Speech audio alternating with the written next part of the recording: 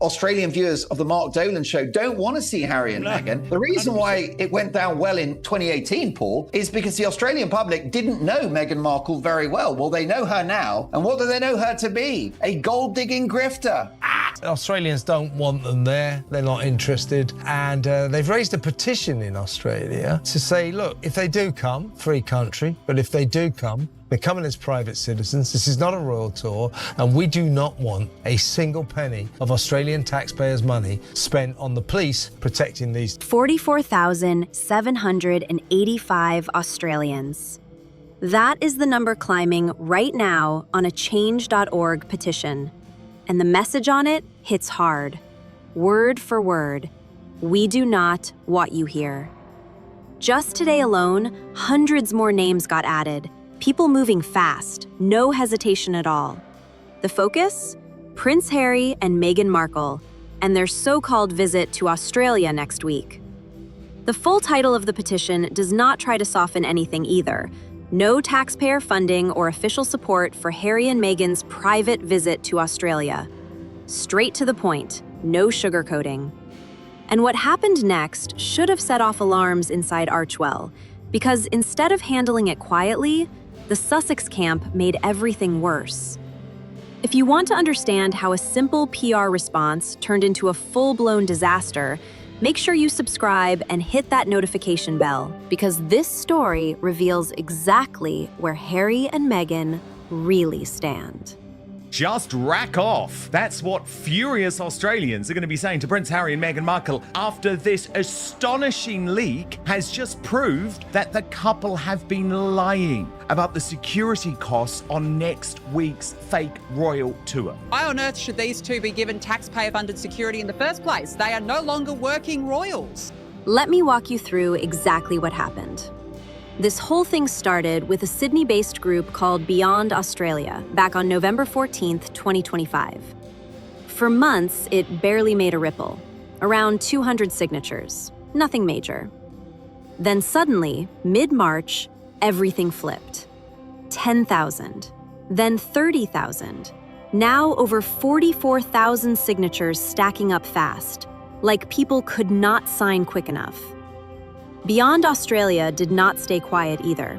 They reached straight out to Prime Minister Anthony Albanese, New South Wales Premier Chris Minns, and Victorian Premier Jacinta Allen, asking one simple but heavy question. Will even one taxpayer dollar be used for this trip? Right now, the status is still hanging. Responses from all three are still pending. But here is where it gets loud in a different way. Government agencies are already stepping back. The Prime Minister's office said no involvement. Home Affairs echoed the same thing. The Australian Federal Police kept it vague, saying they do not comment on protection arrangements. And maybe the most telling part? Not a single Australian politician has come forward to defend the visit. That silence speaks volumes. These two are literally living a fantasy now. There's no royal visit. They don't even have a charity. This is all just a private money-making tour. Now here's where the Sussex camp made their biggest mistake. On March 26th, they finally broke their silence. The statement first appeared in the Daily Mail and then spread everywhere else. Here are the exact words from the Sussex spokesperson. "It's a moot point. The trip is being funded privately, so I'm not sure what this petition hopes to achieve." But then it goes further, and this part matters because of how it is framed. If you wanted to dive into the ridiculousness of this petition as an agenda for spreading misinformation, then one could equally hypothesize that there are approximately 26.5 million Australians, 99.98% of the population who haven't signed it. And then the closer. And of course, that is another equally stupid assertion to make. Read that carefully, because it is not what it looks like at first glance. The spokesperson points out that 99.98% of Australians did not sign the petition, then immediately calls that logic equally stupid. That is sarcasm written into an official response. But here is the thing. That tone did not land well with anyone. Because instead of calming things down, it came across like a jab aimed directly at the 44,000 people who actually took the time to sign that petition. And once that kind of message is out there, it does not just disappear. Beyond Australia did not wait around. They fired back the very next morning with just one line. Silence does not equal consent. Short, sharp, and it landed fast. The PR and the pomp and pageantry almost of being part of the royal family, but they don't really want any of the responsibility, do they? They like to turn up to events, have a few photos taken, look like the charming, lovely people that they wish to present themselves as, and then go home, then go back to California. Then more voices jumped in. Royal biographer Tom Bower went on record with the Daily Telegraph Sydney. His words were brutal. Meghan is doing it for money. It's rather grubby. She's monetizing her royalty, which I think is pretty shabby because she promised the Queen she wouldn't do that. Strong words. And they did not go unnoticed. PR analyst Maya Riaz also weighed in. Speaking to the Mirror, her take hit a different angle. At a time when they're facing criticism around relatability and authenticity, attaching her name to a high-ticket exclusive event feels totally tone-deaf. That critique lined up with what a lot of people were already thinking.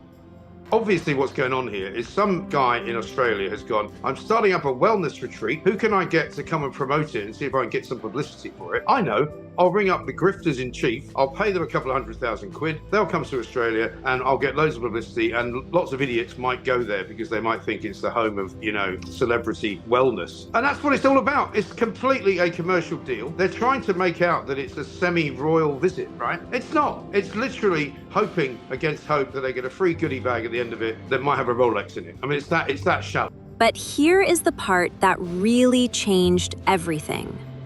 On its own, that petition probably would have slowed down around 5,000 signatures. That is where organic momentum usually tops out. But it did not stop there. It needed a spark. And that spark came from the moot point statement. From the moment that response dropped, it acted like fuel.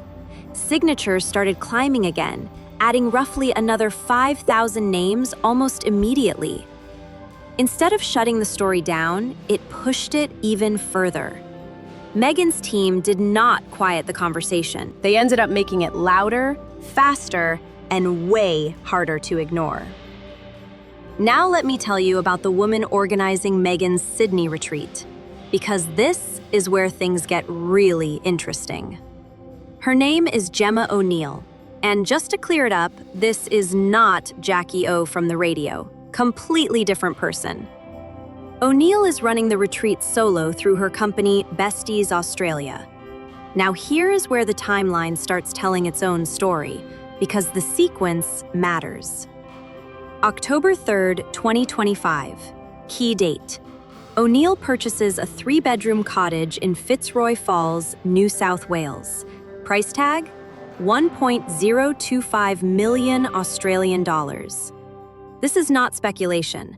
It is backed by property records and confirmed by Daily Mail Australia and GB News. Then just 7 weeks later, November 25th, 2025, things take a sharp turn. O'Neal's separate talent company, GMI Agency, goes into voluntary liquidation. That is straight from ASIC public records. Official documents, not rumors, not guesses. And when you line those dates up side by side, it definitely starts raising some serious questions. Then, fast forward just 2 weeks later, March 11th, 2026, O'Neal announces Meghan, the Duchess of Sussex, as the headline speaker for a retreat priced at 2,699 Australian dollars per ticket. Now people are asking a simple question. What kind of background checks were done before Meghan's team agreed to this? So what does 2,699 Australian dollars actually get you? On paper, it sounds like a full experience. 2 nights at the Intercontinental Coogee Beach, a gala dinner, a disco night, Saturday lunch, yoga, sound healing, meditation sessions, and a conversation with Meghan during the gala. But then you hit the fine print. And this is where people start doing a double take.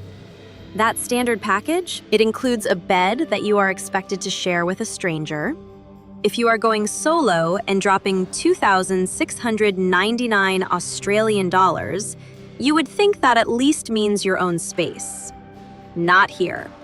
The only way to guarantee your own room is by jumping up to the VIP tier at 3,199 Australian dollars.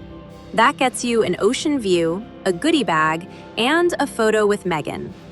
But that price jump is turning heads fast. Can I just tell you that Australia has tackled illegal immigration very successfully? And I think given the fact that Harry and Meghan are on their way, I think it's time to reactivate Operation Sovereign Borders, Paul.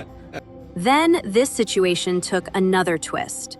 7 News reporter Ariana Peaky actually paid the full 2,699 Australian dollars herself. No discounts, no special treatment. She went in as a regular customer. She asked a simple question. Could she keep her own room? She also requested a tax invoice. That is when things changed. Organizers realized she worked in media, and just like that, her ticket was refunded and her access was revoked. The reason given? No media permitted. The issue? There was no clear rule stated anywhere during checkout saying media professionals could not attend. Ariana did not stay quiet. She documented everything, emails included. 7 News published the full report on April 9th. So let me get this straight. If you are an online psychotic sicko fan of Meghan, you are more than welcome to come. But if you are a professional woman that happens to work in a media career, no, sorry. They will take your money, then kick you out. This has disaster written all over it. At the same time, the sold-out story started shifting. Back in mid-March, it was being pushed as fully booked. The website said ticket allocation now exhausted. But this week, the wording suddenly changed to a handful of additional rooms just released. People online caught that switch instantly. One Reddit user even said, "This is practically begging people to sign up." I think somehow that Australians are a little naive, a little easy to get in as far as flogging her as ever merchandise. I think she thinks we're, hicks down under that won't see through it all and be just so honoured that she's graced us with her spread. Now, let me add Harry's side of this story. The spotlight is on Melbourne Park hosting the InterEdge Psychosocial Safety Summit on April 15th and 16th. The event supports Lifeline, a well-known and respected prevention charity. And to be clear, none of this is aimed at the charity itself. The real question is the price wall people are staring at.